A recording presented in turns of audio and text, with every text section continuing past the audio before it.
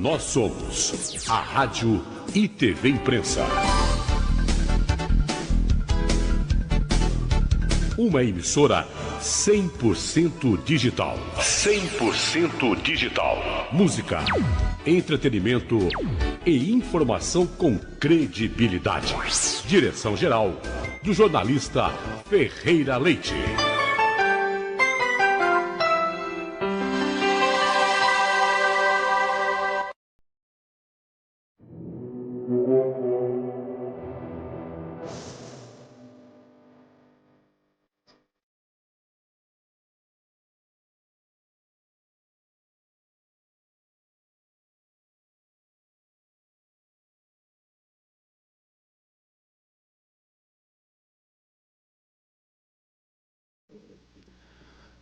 Hoje, 15 de maio de 1900... Aliás, 1900 está longe, né? Não é 1900, 2024 está longe. É 1900 e pouco e eu ainda estava na área de TI. Mas hoje eu agradeço vocês, nesse dia 15 de maio de 2024, acompanhando aqui o nosso trabalho, que é o trabalho de informar aos nossos empresários brasileiros, os gestores, como eu disse desde o primeiro capítulo, mostrando como que se organiza uma empresa, como que são as áreas, os departamentos, os setores, e nós trazemos aqui o nosso convidado, né, nossos convidados, ou o nosso convidado, dependendo do assunto. Aos nossos telespectadores, nós damos a boa noite, as boas-vindas, agradecemos o nosso diretor Ferreira Leite, que permitiu esse trabalho aqui nosso, e agradecemos também o Cauã, da técnica aqui, que sempre nos ajuda e está aqui com o seu trabalho maravilhoso conosco. Agradecemos muito ele hoje. E temos aqui um convidado também muito especial, como todos os outros que já passaram por aqui, contribuindo com o seu conhecimento, com a sua vasta experiência, com longos anos de trabalho na área empresarial no nosso querido Brasil.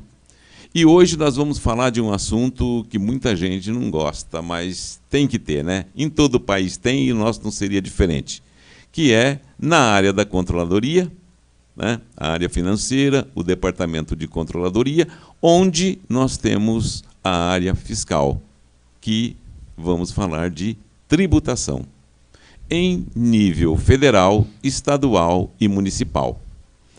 E estamos aqui hoje com o doutor Eduardo Maciel. Daqui a pouco ele vai entrar no ar aqui, nós vamos bater um papo muito bom e ele vai passar para nós muitas informações importantes. Então, primeiramente, como é o roteiro do nosso trabalho, do nosso programa, para os nossos telespectadores, que sempre nos acompanha, nos prestigia, e aqui nós sempre falamos isso, né? Nos divertimos aprendendo, ou aprendemos nos divertindo. Porque o trabalho é bom, é sério, é gostoso, mas nós precisamos fazê-lo com alegria, com vontade, com bastante energia. Então, nós vamos começar o nosso primeiro bloco falando da gestão empresarial, como nós sempre fazendo.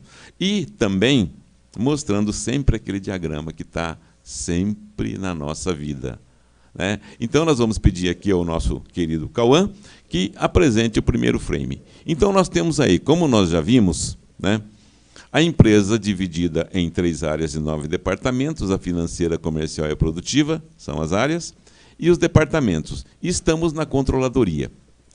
Nos próximos capítulos, nós vamos descer para a área comercial e para a área produtiva. A área financeira, ela é a área muito delicada na empresa, porque onde são tomadas as decisões. E a controladoria é responsável por isso, como nós já comentamos, né? Que temos a contabilidade, fluxo de caixa, orçamento, custo, lucro, ativo fixo, jurídico, recursos humanos, folha de pagamento e outros setores. E o setor fiscal. O setor fiscal, onde é feito a tributação, onde tudo acontece em termos tributários. E é onde, dentro das organizações empresariais, pode-se salvar uma boa soma em dinheiro, né? Por quê? Porque existem muitos tributos no Brasil e muitos impostos. Qual a diferença de tributos? Tributos, nós temos no Brasil 5, só que impostos nós temos 92. Porque cada tributo são divididos em impostos. Então, nós temos os impostos federais, como, por exemplo, o II, o IPI, né? E o IE, e assim por diante. E nós temos os impostos estaduais, como o ICMS, ICMS-ST, e o municipal, o ISS, IPTU e por aí vai. Nós não vamos falar em detalhes, nós vamos citar alguns, e para isso que o doutor Eduardo Maciel está aqui hoje, e nós vamos pedir para o Cauã passar o próximo frame. Então, como nós dissemos que as empresas, ela pode ser individual ou cidadão, ele pode se controlar como uma empresa. A empresa familiar que tem todos os departamentos, as áreas, como acontece dentro de uma empresa normal, de iniciativa privada e de iniciativa pública, né? A empresa pública sempre tem que existir. E todas as empresas pagam impostos. O indivíduo, a casa, a empresa privada, a empresa pública, e cada uma dentro da sua legislação. Porém, algumas não são tributadas, elas têm aí as leis que isentam essas empresas, né? Se bem que essa palavra isenta hoje não é muito bem isenta, né? Todos são tributados com taxa zero, por iniciativa do governo ou legislação específica. O próximo, por favor, Cauã. E aí nós temos então os códigos de operações, como nós citamos, quando falamos da parte de importação e exportação, no nosso capítulo passado. Então nós temos as entradas dentro do Estado, entradas fora do Estado e as importações. E temos as saídas dentro do Estado, fora do Estado e as exportações. E falamos da natureza da operação e do CFLP. E dissemos também que o primeiro dígito que determina se é uma entrada ou saída. E esses dois códigos, o ANOP, que é a natureza da operação, e o CFOP, que é o Código Fiscal da Operação, determinam os seus tributos. O que ele vai recolher, como que ele vai recolher, dependendo do produto. Inclusive, no capítulo passado, quando nós conversamos aqui com um especialista da área de importação e exportação, ele falou muito na classificação fiscal, que é tido hoje como o NCM, nomenclatura comum Mercosul. O próximo, por favor, Cauã. Então, nós temos aí os tributos na hierarquia política. Então, nós temos o quê? Federais, estaduais e municipais. Os próximos, Cauã. Próximo, por favor. Então, nós temos aqui, são 5 tipos de tributos, como eu citei no começo. Impostos, taxas, contribuições de melhorias, empréstimos compulsórios e contribuições especiais. Somam esses tributos, com suas leis, eles somam 92 impostos no Brasil. O próximo, por favor. E aí, nós temos o quadro, dentro da gestão empresarial, como nós falamos no primeiro capítulo, esse modelo é mundial e igual em todos os países do mundo. E dentro do Brasil também é igual, só que quando nós vamos para o mundo de legislação, aí que a coisa fica diferente. Ok? Cauã? Sim? Beleza? Tá bom. A gente sempre aqui está trabalhando com a técnica. Pode voltar o frame, por favor? Tá? A gente trabalha aqui sempre em sincronismo com a técnica, porque o assunto aqui é bem extenso e bem gostoso de discutir. Então, esse frame, nós vamos deixar ele um pouquinho mais tempo na tela, Cauã. Por quê? Aí, do lado esquerdo aí, né? Do meu lado esquerdo e do lado direito de vocês, talvez, está lá 1, 2 e 3, que são as entradas dentro do Estado, fora do Estado e importação. E do outro lado, 5, 6 e 7, que é o quê? Saída dentro do Estado, fora do Estado e a exportação. O que nós vimos quando falamos de importação e falamos das transações de natureza de operação e Código Fiscal de Operação? São as notas fiscais no Brasil, que é o documento oficial de onde saem todos os tributos. E hoje, com o SPED, que é o Sistema Público de Escrituração Digital, nós temos o SPED fiscal, o SPED contribuições, para saída e entradas. E temos o SPED contábil. Tudo isso está integrado e é cruzado pela Receita Federal e pela Secretaria da Fazenda. Então, é cruzado de que forma? De forma sistêmica pelo Sistema Público de Escrituração Digital. E o E-Social também.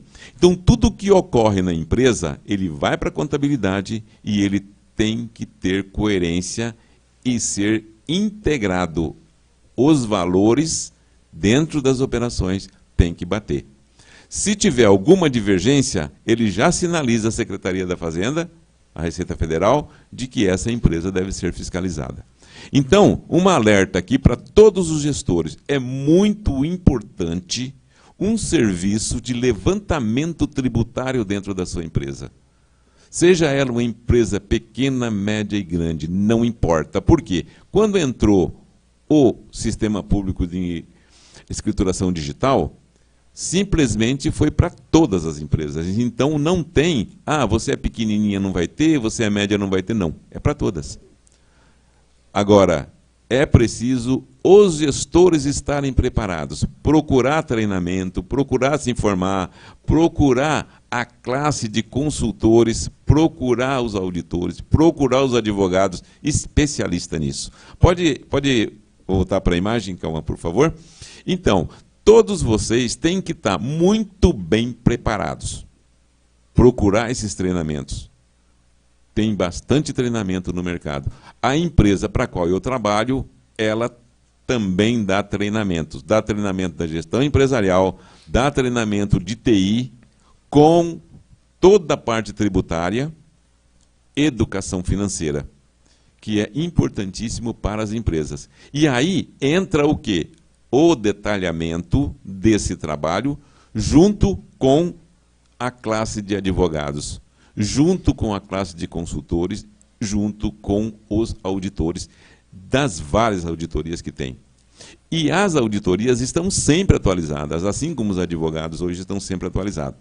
Eu estava conversando aqui nos bastidores, e aqui nós vamos conversar já, né, com o doutor Eduardo, e ele vai falar para nós e vai nos informar do trabalho dele, o que ele faz, o que ele oferece e informar para nós o cuidado que tem que tomar dentro das empresas, microempresa, empresa de pequeno porte, que são as EPPs da vida, as empresas de médio porte, as empresas de grande porte.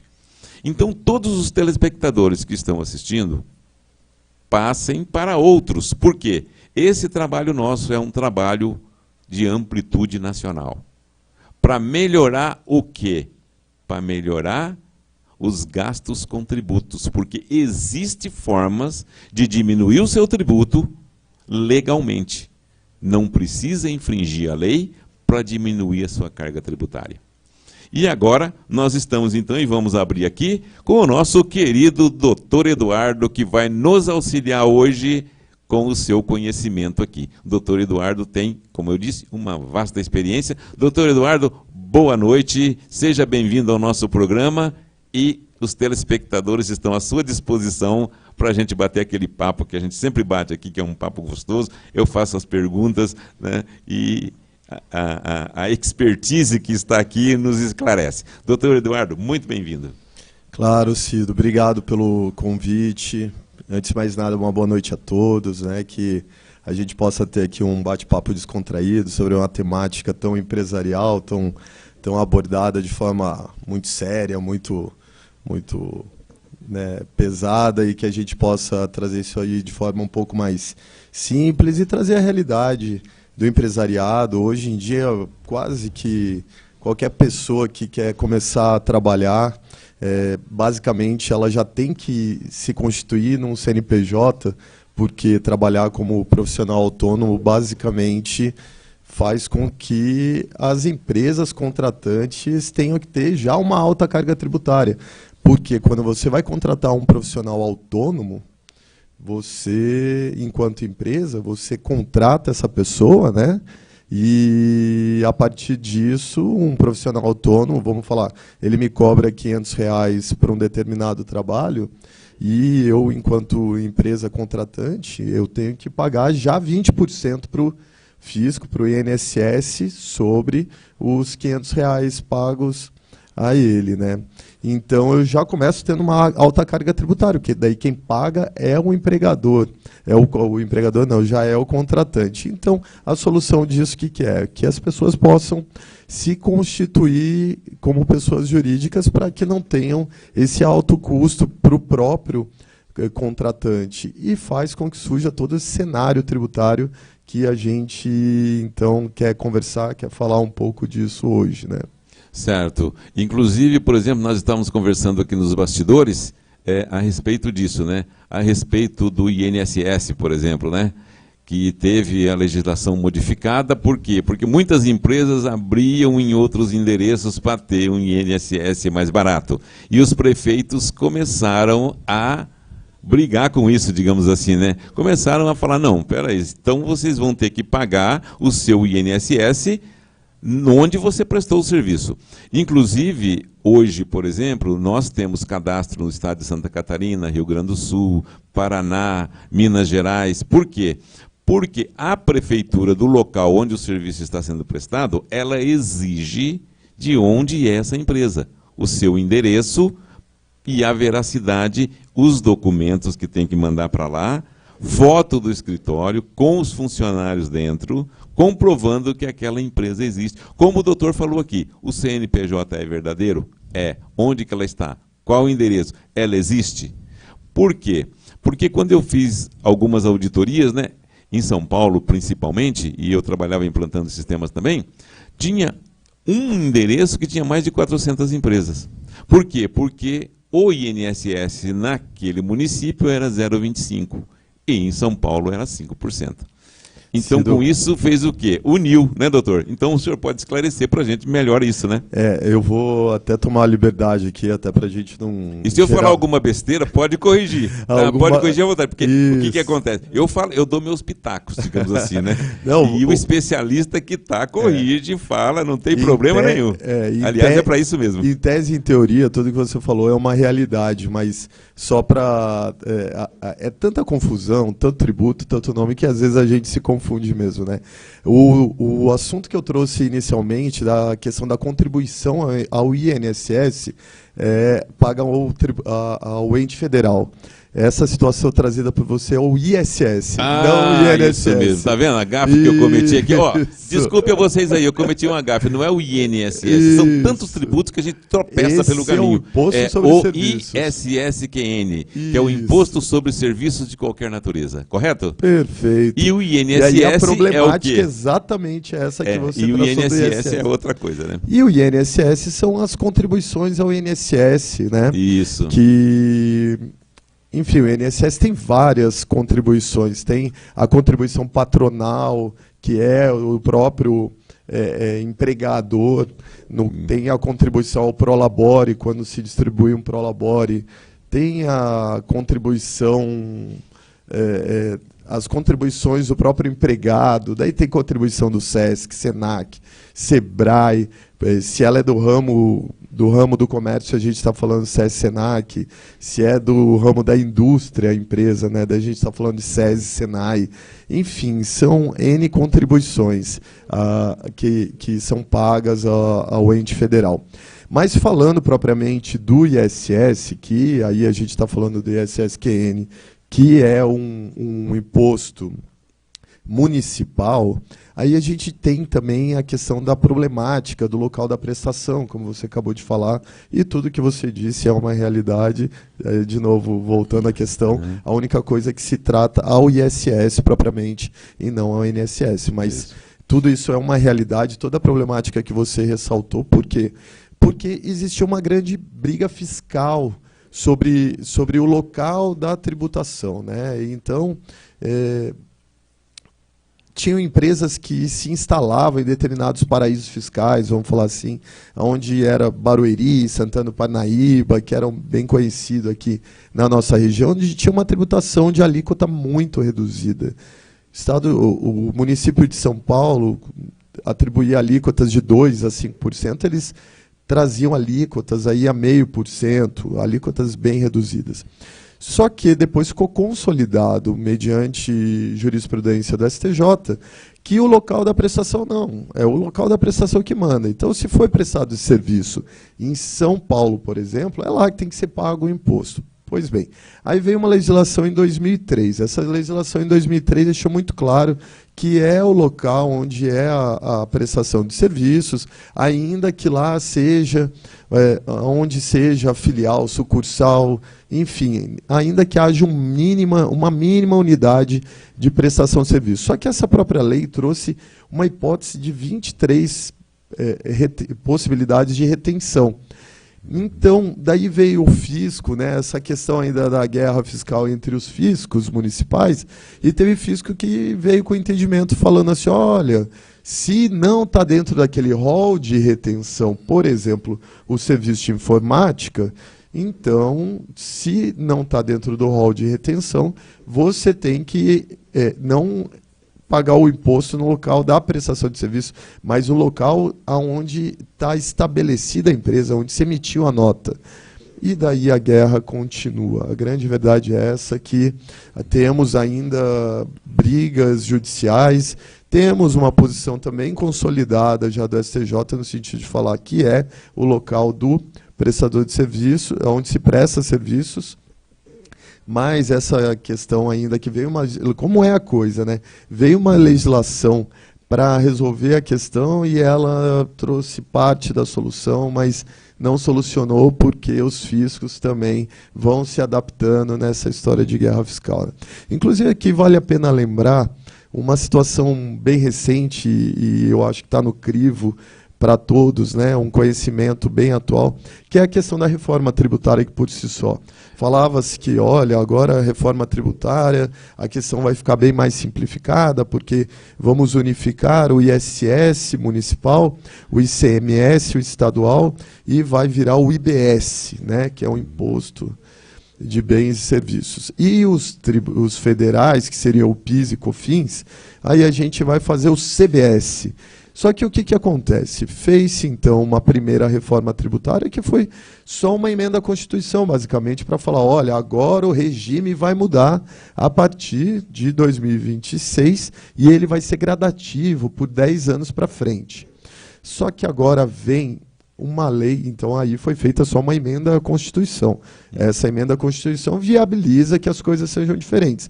Mas agora vem o regramento para demonstrar o que vai ser diferente de fato. Vai ser uma legislação infraconstitucional, né? Não é a Constituição, porque por emenda já foi feito, e agora vão traçar as regras gerais. Vieram as regras gerais, o governo propôs, está na Câmara, está sendo debatido isso daí, com 500 artigos. Então, assim, a simplificação do direito tributário não virá. Tem espaço para todo mundo trabalhar e, pior, tem um mundo aí para o empresariado. Agora ele vai trabalhar com um cenário de transição, que são esses tributos, todos esses números de tributos aí que você acabou de colocar na temática, mas ele ainda vai ter que trabalhar durante 10 anos com os dois sistemas, esse sistema atual e o sistema chamado IVA Dual, né, que passa a ser, então, com o IBS e o CBS. Então, a gente vai ter muito ainda o que falar durante esse momento aí. E é justamente nisso aí que eu tenho uma pergunta. Por quê? Eles fizeram 2 tributos, né? Que é o IVA Dual aí, né? E isso para alguns impostos. E os outros demais continuarão do mesmo jeito? Como que fica isso? Isso ficou muito confuso, eu não acompanhei, não li ainda a respeito, né, detalhadamente dos outros tributos que tem, né, dos outros impostos. Por exemplo, nós temos PIS, COFINS, nós temos o ICMS-ST, então vai acabar com o ICMS-ST, o II, o IE vai ser incorporado nisso ou não? O senhor pode esclarecer para a gente? Basicamente, todos esses tributos sobre o consumo, né, vão ser substituídos, sim, na reforma tributária. Então, são os tributos ligados ao consumo por si mesmo, como eu acabei de dizer. Então, o PIS e o COFINS vão fazer parte do CBS. O ICMS também. o ISS também, e o IPI está dentro do imposto separado, que vai entrar numa linha que é o imposto seletivo. Então, vai ser seletivo por conta de algumas circunstâncias, por exemplo, o quanto ele impacta de forma ambiental, entre outros critérios. O ponto é que aqui a gente está falando de imposto sobre consumo. Outros impostos sobre a propriedade e renda são mantidos pelo momento. Aí a gente está falando de imposto de renda, IPTU, essas situações que trabalham sobre imposto e renda, contribuição social sobre o lucro líquido, então vai ser mantido. O governo federal tem falado, tem abordado uma ideia de que vai ser um ponto de ataque ainda nesse governo, uma reforma também para esses tributos. E até a propósito disso, vale a pena a gente conversar de um tema bem interessante, que hoje em dia existe a questão da distribuição do lucro, que é isenta do imposto de renda. E ela vai se manter assim. Então, o empresariado, de repente, está nos ouvindo, nos vendo, então se preocupa com isso, porque, basicamente, todas as empresas, hoje em dia, têm um líder ali, o sócio, que ele tem um prolabore e depois ele recebe uma distribuição de lucro em relação a um saldo remanescente, ao próprio lucro da operação. E hoje, isso é base das operações de holdings societárias, de empresas de controle de negócios, enfim, isso é uma base muito forte hoje dentro da nossa operação.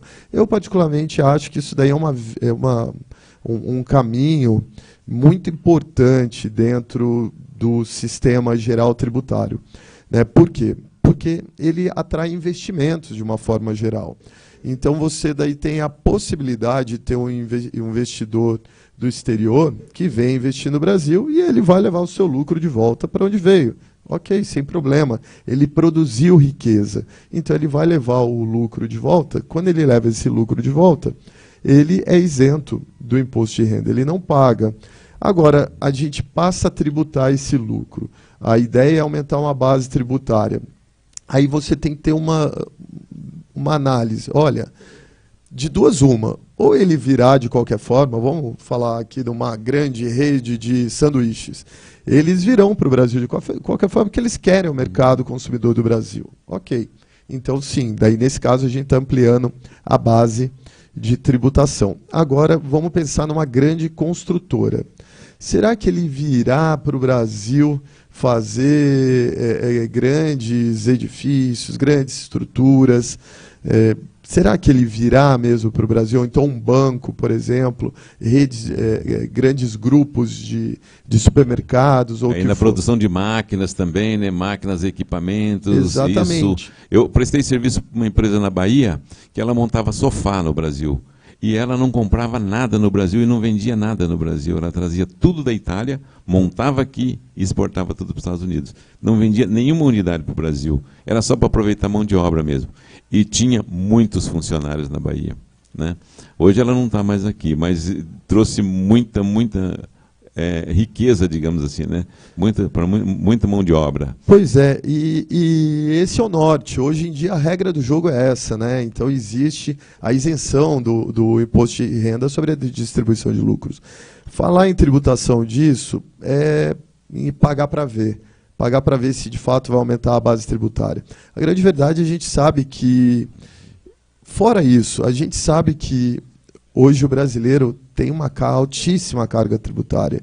E ele, muitas vezes, ele se reveste. E também tem uma linha, uma CLT, por exemplo, já ultrapassada. É uma CLT, uma lei trabalhista que ela hoje engessa demais. Hoje tem muitos profissionais que gostariam de não ser contratados como empregados, e sim como pessoas jurídicas. Por quê? Porque hoje o custo de se manter o empregado é muito alto, o custo tributário disso é muito alto, e o próprio setor, por exemplo, de informática, que tem salários bem significativos hoje dentro de um cenário geral, ele já contrata muito por pessoas jurídicas. Né?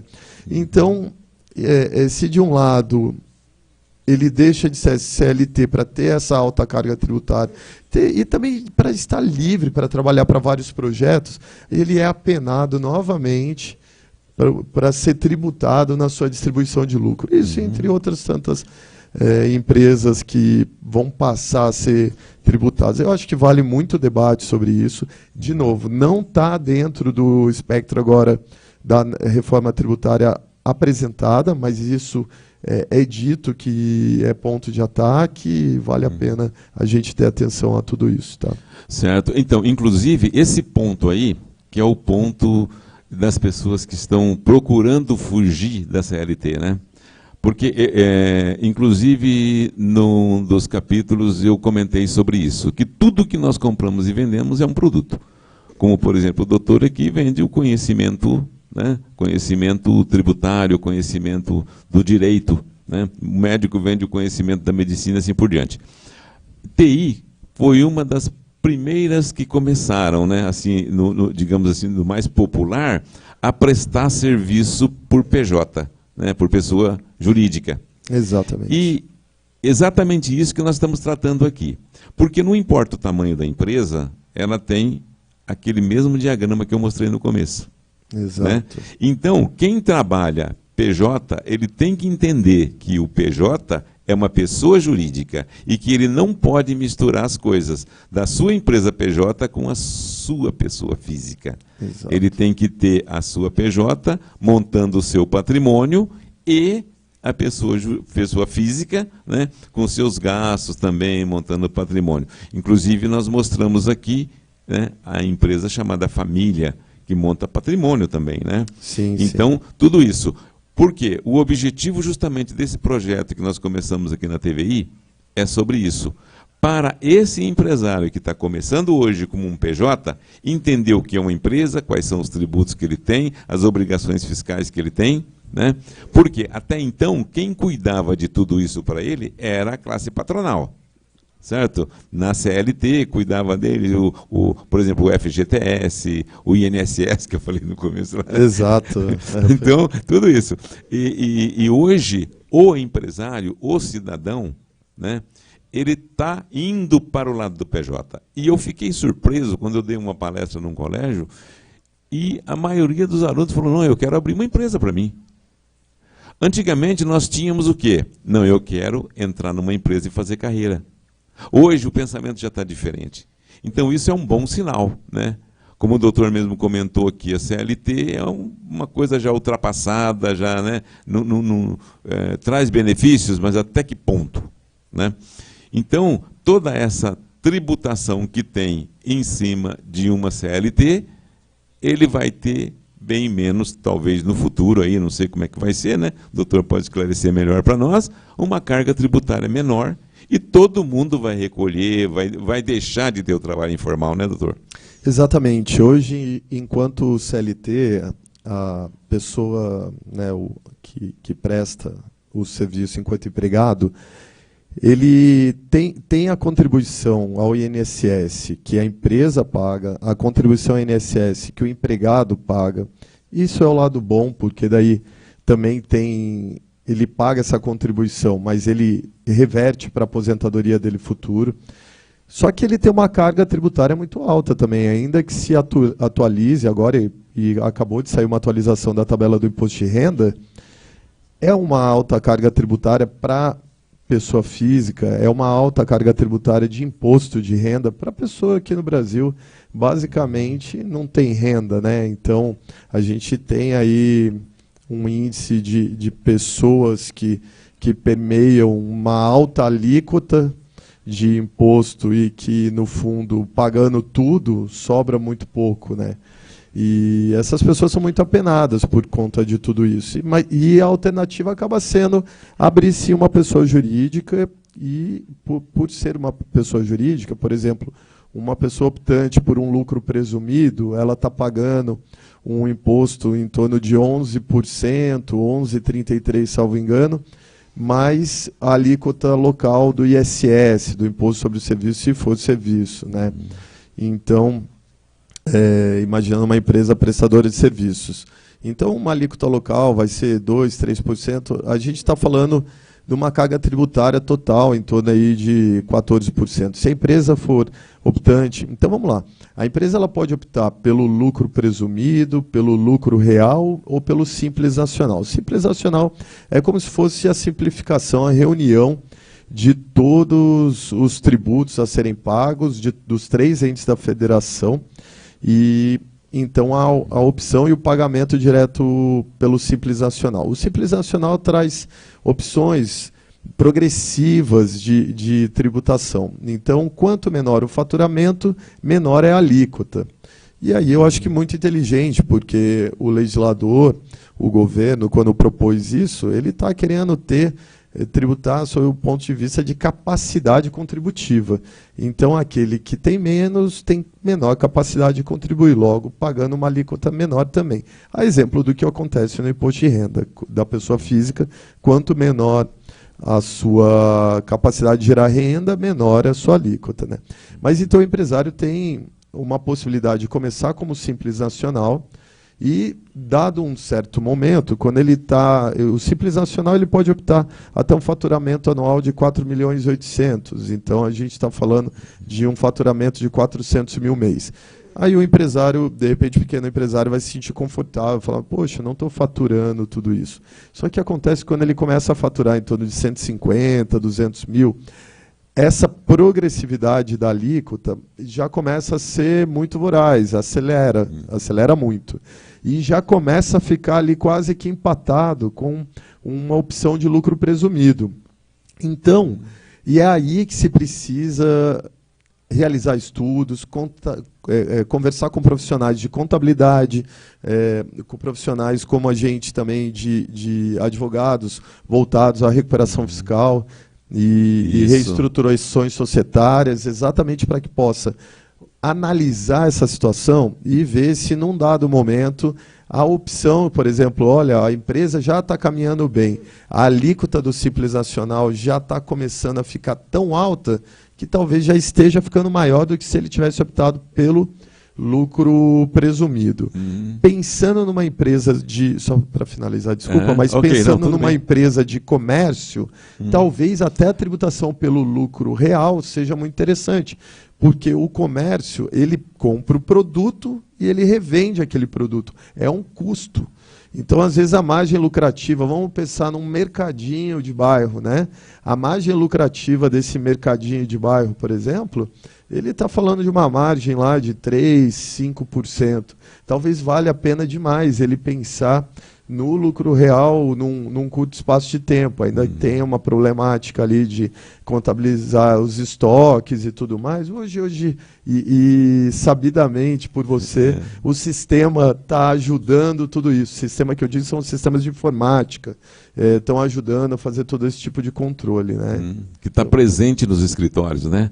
Hoje os escritórios eles não digitam mais nada, eles levantam os dados todos dos XMLs das notas, né, dos recebimentos, e eles têm assim, ferramentas na área de informática muito boa, que é o que nós vamos mostrar daqui a pouquinho, né, como que esse SPED funciona na parte de TI, né, e a importância que isso tem. E aí já com relação ainda ao ISSQN, o que acontece? Esse cadastro que eu citei, né? Por exemplo, se eu tenho na empresa lá o cadastro em São Paulo. Então eu recolho todo o serviço que eu presto em São Paulo, eu recolho em São José.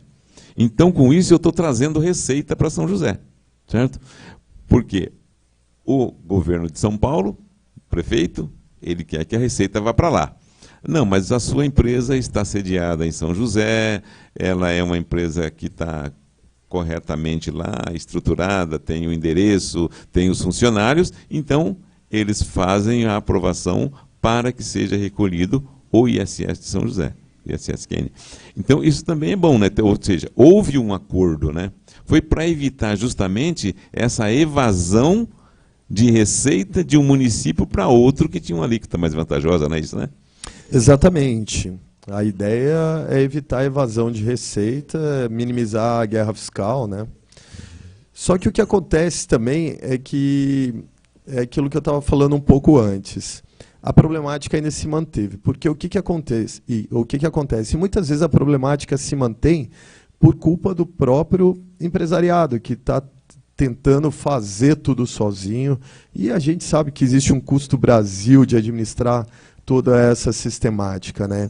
Mas aí o empresariado tentando fazer tudo sozinho, em vez de consultar uma consultoria especializada, não se atenta ao fato de que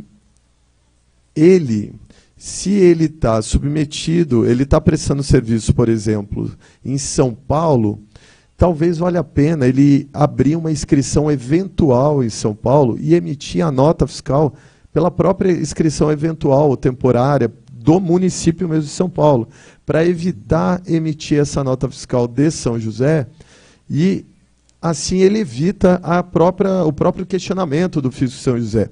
Existe já essa possibilidade de se emitir a nota pelo fisco de São José dos Campos, por exemplo, e você ticar lá, esse serviço foi prestado fora de São José. E, a princípio, o fisco de São José dos Campos ele não vai te tributar, mas ele sabe que você emitiu a nota fiscal, ele pode disparar uma fiscalização para querer entender de fato se esse serviço foi mesmo prestado aqui ou não. E você tem uma possibilidade legal de simplesmente abrir uma inscrição eventual ou temporária em São Paulo e emitir essa nota fiscal por São Paulo mesmo.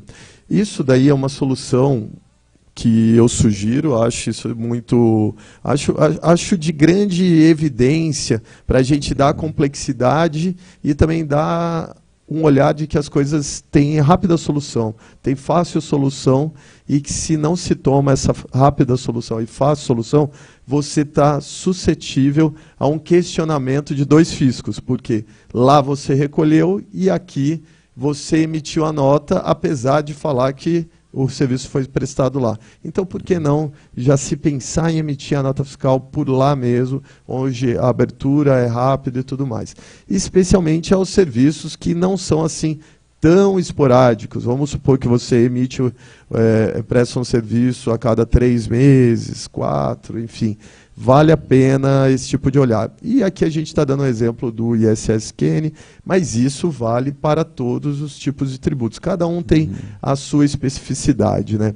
Por exemplo, o ICMS, me recordo que tempos atrás tinha uma briga da tributação. Olha, um cliente ele tinha uma fazenda, produzia gado em Goiás, daí ele mandava esse gado para pasto da fazenda em São Paulo. Na fronteira, o fisco já falava, peraí, tem que pagar ICMS, cadê a guia de ICMS? E corria a gente lá, entrar com mandado de segurança, demonstrar que não, era só uma simples remessa dentro das próprias filiais da própria empresa, logo não tem saída da mercadoria, não tem que se pagar imposto. Não tem receita nenhuma aí, né? Exatamente, não existe um comércio propriamente, existe só um trânsito, né, de uma mercadoria a outra. Eu trabalho, por exemplo, para algumas empresas que, vamos supor, um determinado ramo de indústria de roupa, indústria e venda de roupas. Vamos supor que essa venda de roupas trabalha só com vendas de camisetas brancas. E ele acabou de comprar a loja que vende só camisetas azuis. Só que ele acabou de comprar e na frente tem a loja de camiseta branca, na mesma rua. Tem a loja que vende camiseta branca e de um lado da rua, do outro lado da rua tem a loja que ele acabou de comprar de camiseta azul. Então, eles não podem mais um comercializar a roupa do outro, porque ao passo que ele mandar o estoque de um para o outro, vai estar trocando a pessoa jurídica. E daí vai sendo dado saída da mercadoria. Então, qual que é a inteligência do empresariado? Olhar isso daí e falar, será que não é a hora de eu unificar isso no mesmo grupo fiscal? Vou fazer, então, uma empresa que seja controladora de todas essas empresas.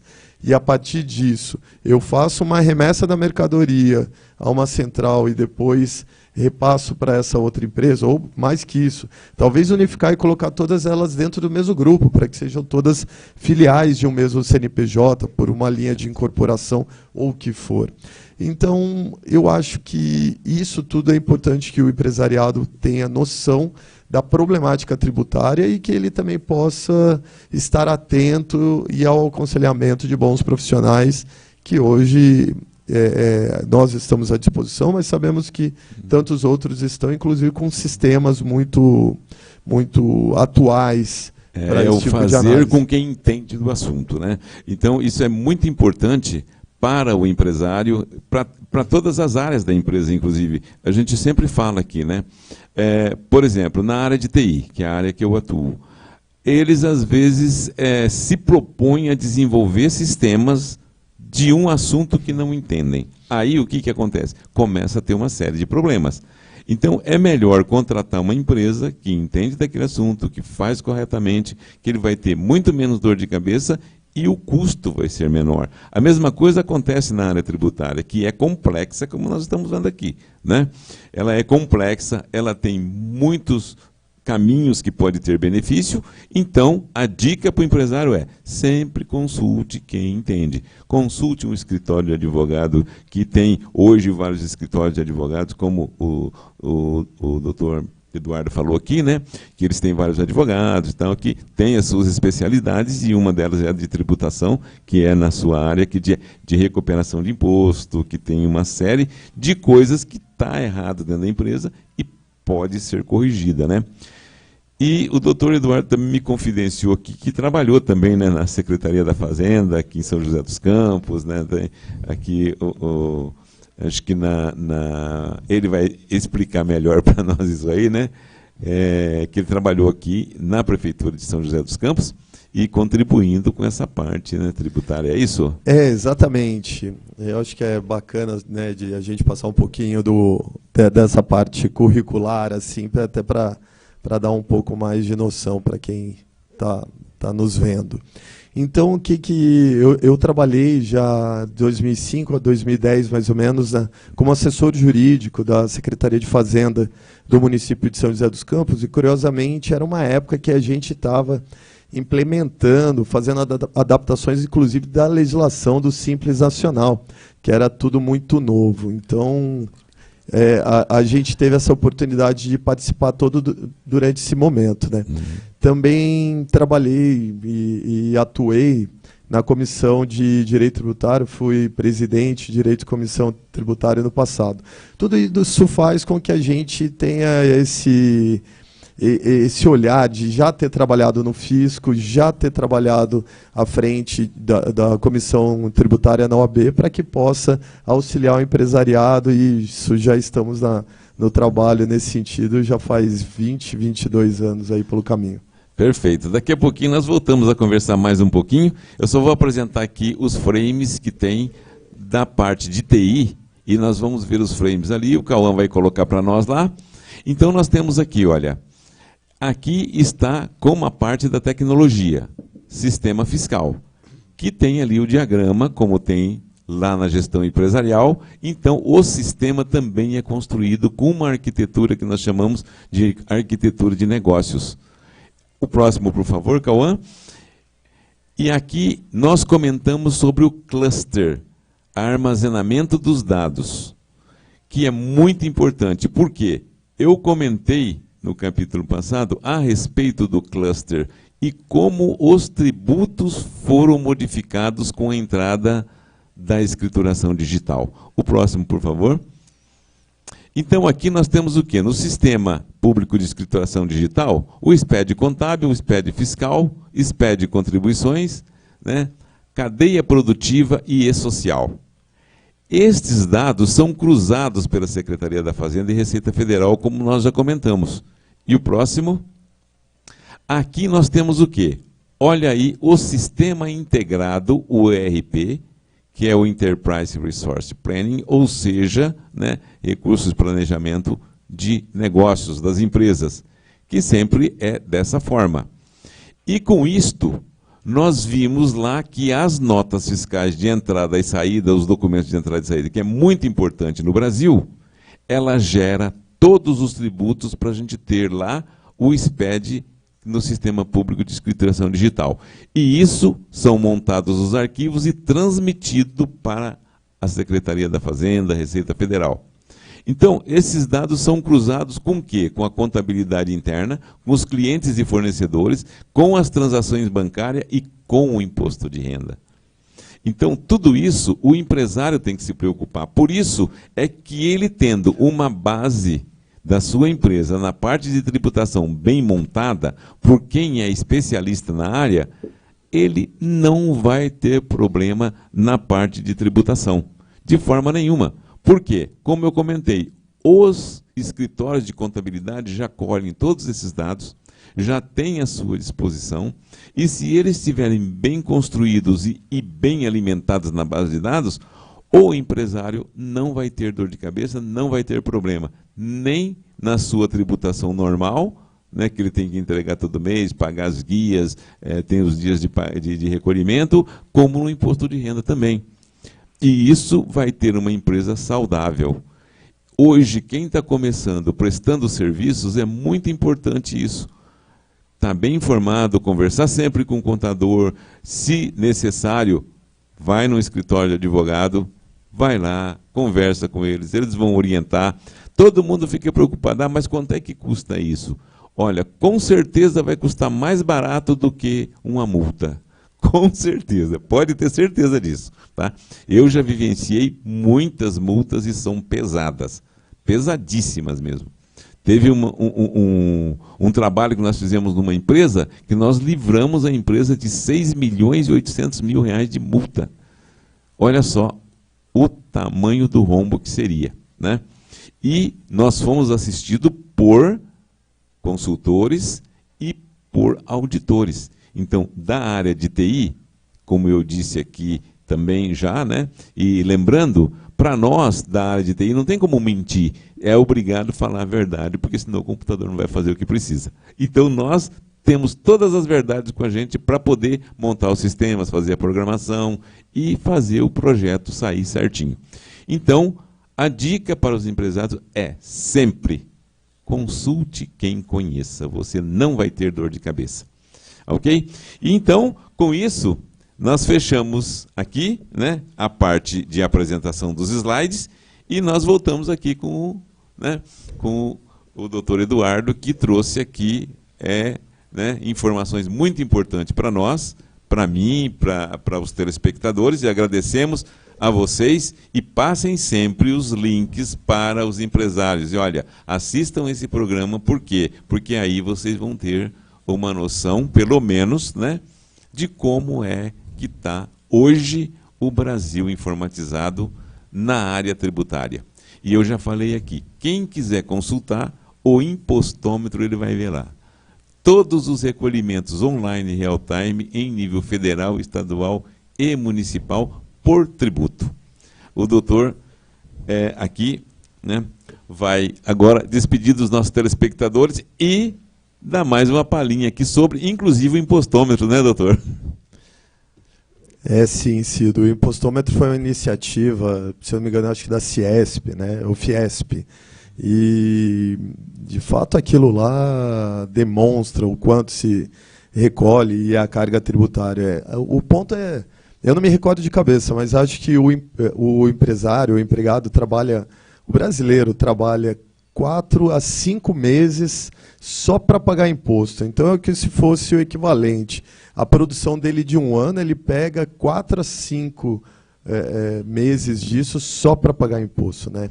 Bom, mas já finalizando, deixo o meu agradecimento ao Cido, deixo o agradecimento a todos aqui, a audiência, a oportunidade de poder falar um pouquinho de tema tributário, que na verdade a gente falou tão pouco ainda, de um cenário tão grande, um mar vasto aí. Nós teremos oportunidade de tê-lo aqui novamente, tá? Porque, como eu comentei, a área tributária ela é muito vasta. E vários, né, convidados que passaram por aqui, eles serão convidados novamente e nós teremos o prazer de tê-lo aqui no nosso programa para esclarecer mais e mais coisas que com certeza acontecerão, né? Ô, Cauã, você colocou aí o e-mail dele? Ótimo. Então tem aí o e-mail, né, do Dr. Eduardo, e se precisar de alguma informação, alguma coisa, passa um e-mail para ele, que ele tem o prazer de atender vocês, como assim para mim também, né? Por quê? Porque passando para mim, eu também passo para as pessoas que passaram por aqui, dependendo do assunto. E ajuda os empresários. Tá? Então está aí o e-mail do Dr. Eduardo, tá? que é eduardo@mfbd.com.br, e que tem, né, o prazer de atender todos os empresários que precisar de ajuda, né, que precisar aí do trabalho dele, assim como do nosso aqui também. E esse é o objetivo do nosso programa. Fazer o quê? Fazer com que todos tenham sucesso nos seus negócios de forma correta e procurando cada vez mais minimizar a nossa carga tributária, como o doutor comentou aqui, né? São meses de trabalho. Por quê? Nós temos que descobrir por quê e procurar minimizar isso. E nós estamos aqui para isso. E eu agradeço a todos os nossos telespectadores por ter a paciência de nos acompanhar, de prestigiar o nosso programa, e nós vamos trazer aqui novamente os convidados que passaram por aqui e contribuíram com a gente. Então, a todos vocês eu desejo uma boa semana até terça-feira que vem, quarta-feira que vem, né? Hoje eu estou meio enrolado, vocês já perceberam? Eu estou mais, como diz um amigo meu, eu estou mais enrolado do que namoro de minhoca. Mas não tem problema, né? Porque a vida é assim mesmo, né? A gente tropeça aqui, levanta ali, e quando nós falamos de empresas, tributos e processos, aí a coisa pega. Mas agradeço o doutor Eduardo aqui, e agradeço o Cauã também, ao nosso diretor jornalista Ferreira Leite. A todos vocês, fiquem com Deus e que o Senhor ilumine o caminho de todos para o sucesso. Muito obrigado. Nós somos a Rádio e TV Imprensa. Uma emissora 100% digital. 100% digital. Música, entretenimento e informação com credibilidade. Direção-geral do jornalista Ferreira Leite.